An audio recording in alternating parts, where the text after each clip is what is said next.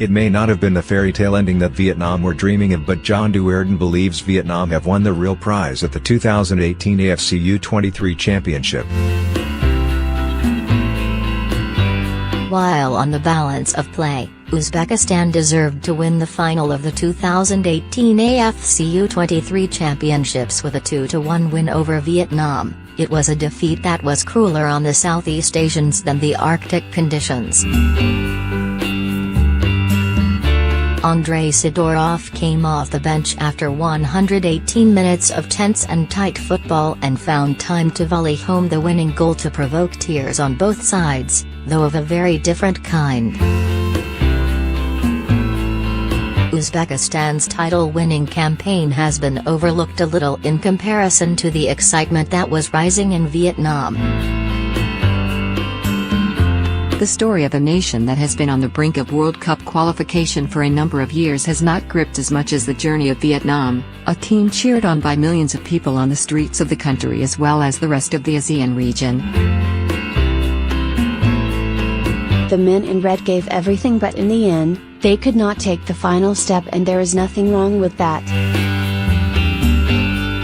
It is safe to say that Vietnam's players have about as much experience of playing in the snow as they have in major finals. Go to the south of the country in wintertime and locals, sitting outside in the sunshine drinking the local beer, will warn you against heading north to Hanoi. Too cold, they say.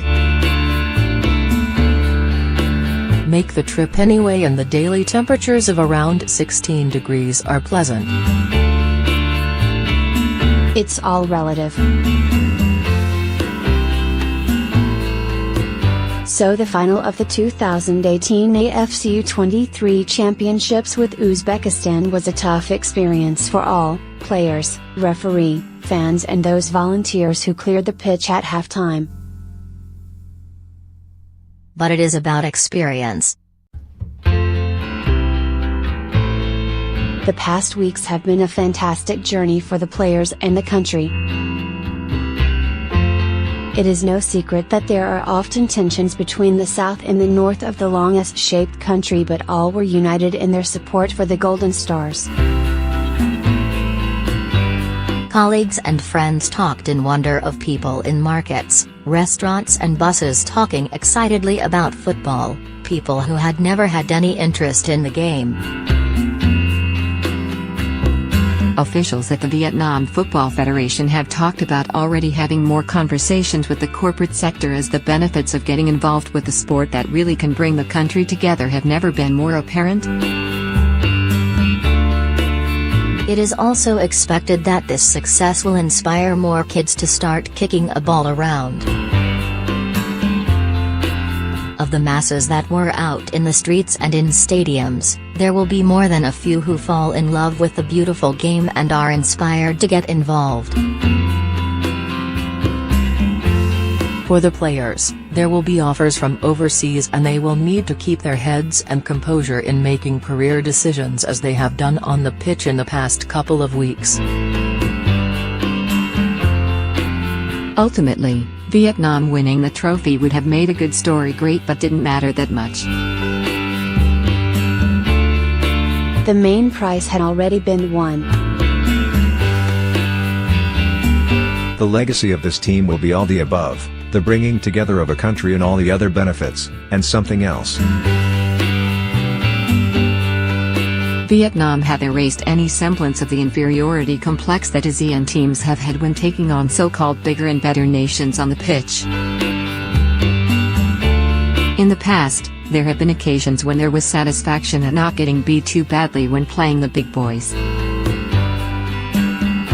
The unspoken objective was to show a little skill, play reasonably well but avoid losing too heavily and returning home with heads, not exactly held high, at least unbowed. No longer. Vietnam, and to a lesser extent Malaysia, have demonstrated that ASEAN players are not inferior to those from the West and East. Nobody is expecting victories at every meeting in the future, but the belief that victory is possible can be there.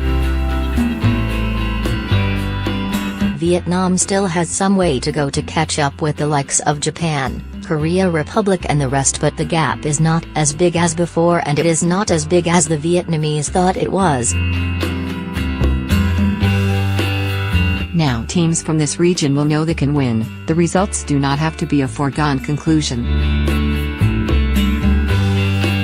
This is the real trophy to take home from China. It is one that shines with confidence and self-belief, and it is one that all Southeast Asia can share.